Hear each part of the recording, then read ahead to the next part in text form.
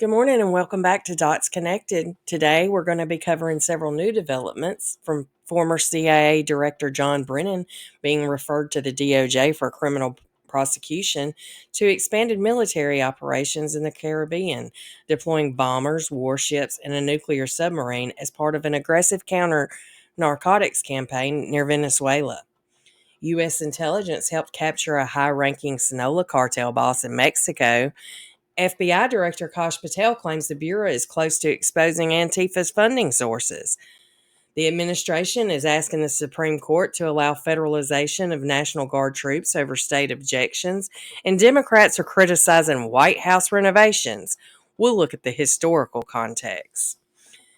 As always, we're sticking to the facts and presenting multiple perspectives, so let's get started.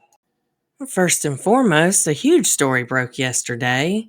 They've referred former CIA Director John Brennan to the Justice Department for criminal prosecution over allegations that he knowingly made false statements to Congress about his role in the Russia collusion hoax. The referral highlights various instances in which Brennan allegedly issued untrue remarks when testifying before the Judiciary Committee in May of 2023. Among them are comments the former CIA director made when discussing his agency's role in helping craft the 2017 intelligence community assessment that advanced the false narrative that Russia developed clear preference for Donald Trump and aspired to help him win the 2016 election. Committee Chairman Jim Jordan sent a letter to AG Bondi arguing that Brennan made numerous willfully and intentionally false statements of material fact contradicted by the record established by the House Permanent Select Committee on Intelligence and the CIA. Jordan wrote, "Making false statements before Congress is a crime that undermines the integrity of the committee's constitutional duty to conduct oversight." Things are getting spicy. Moving on to our next story, the Trump administration has ramped up U.S. military presence in the Caribbean, going after drug trafficking operations near Venezuela. U.S. Southern Command is running what officials call a major counter-narcotics operation. Reports indicate the administration has struck 7 boats suspected of carrying illicit drugs, including fentanyl, to American shores. These vessels were believed to be run by narco-terrorists. Secretary of War Pete Hegseth announced the creation of a new joint task force dedicated to counter-narcotics operations in the region. In a statement reported by Fox News, Hegseth said the task force will crush the cartels, stop the poison, and keep America safe. The military deployment includes Air Force B-52 Stratofortress bombers and Marine Corps F-35B Lightning fighter jets. The Pentagon has also placed at least 7 Navy warships and a nuclear submarine in the region. Recent operations included a bombing demonstration done within sight of the Maduro regime in Venezuela. This is one of the largest U.S. military operations focused on drug interdiction in recent years. In related news, Director of National Intelligence Tulsi Gabbard announced Tuesday evening that U.S. intelligence played a direct role in capturing a high-ranking member of the Sinaloa Cartel. The National Counterterrorism Center provided actionable intelligence to U.S. and Mexican law enforcement that led to the arrest of Leonardo Daniel Martinez Vera, known as El Pato. According to Gabbard's office, El Pato served as a Sinaloa Cartel plaza boss and is allegedly responsible for leading operations including drug trafficking, extortion, kidnapping, and murder. Photos released by Gabbard's office show the suspect in handcuffs with law enforcement officials. This arrest demonstrates ongoing intelligence cooperation between U.S. and Mexican authorities in targeting cartel leadership. Shifting to domestic matters and following the money, FBI Director Kash Patel made some big claims this week about the Bureau's investigation into Antifa funding sources. The Huckabee Post reports that Patel says the FBI is, quote, on the verge of revealing who funds Antifa and how the group is structured. In an interview with Just the News, Patel explained the agency is, quote, following the money.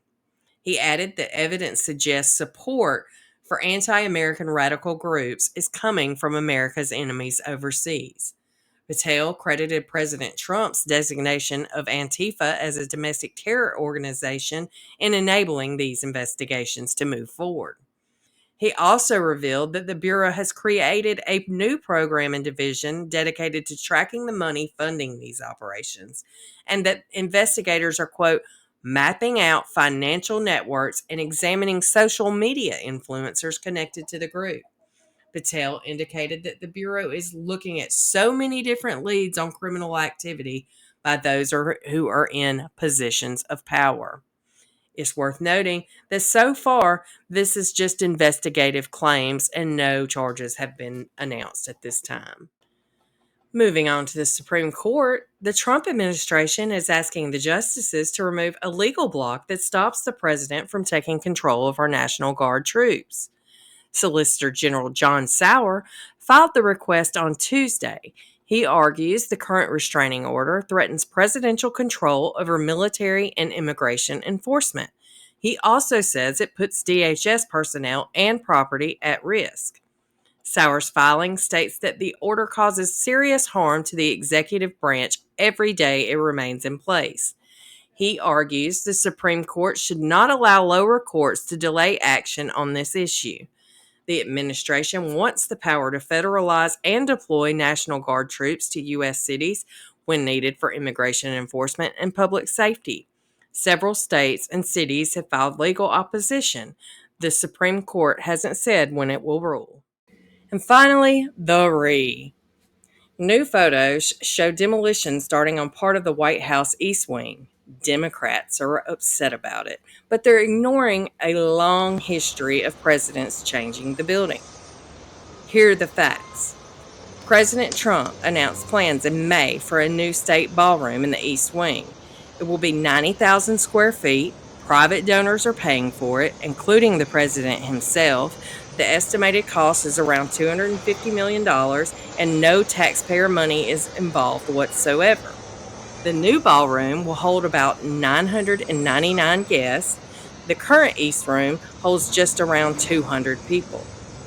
The new one is designed to match the White House style and will have bulletproof glass walls.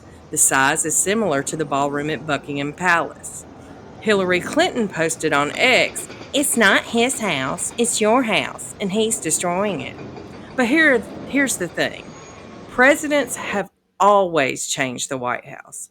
The original building was designed by James Hoban and built in 1792 and 1800. The Brits burned it down in 1814 during the War of 1812. What stands today was rebuilt and finished in 1817. Teddy Roosevelt tore down expansive greenhouses built during Jefferson's administration to construct the entire West Wing in 1901 and 1902. That's where the Oval Office came from. And I know Hillary Clinton is familiar with that room. Woodrow Wilson demolished Roosevelt's Colonial Garden in 1913 to create the Rose Garden. FDR demolished the original Oval Office during his West Wing expansion in the 1930s. More recently, Nixon converted an indoor swimming pool into the press briefing room in 1970. He also added a bowling alley to the basement in 1973. Ford built a new outdoor swimming pool in 1975, also funded entirely by private donors. Bill Clinton oversaw major restoration work in 1993. Obama added basketball lines to the tennis court in 2009, and Michelle Obama added the kitchen garden. President Trump himself built a tennis pavilion in his first term in 2020. So the outrage seems selective. This is the biggest change since Truman's major renovation in 1948, sure, but presidents have been demolishing, expanding, and rebuilding parts of the White House for over 200 years. The main difference now appears to be who's doing it, not what's being done. And that's all I've got for today. I hope you guys have a great day, and I look forward to talking to you again tomorrow or maybe the next day. It depends on whether our government decides to get busy working again or not. Have a great day, guys.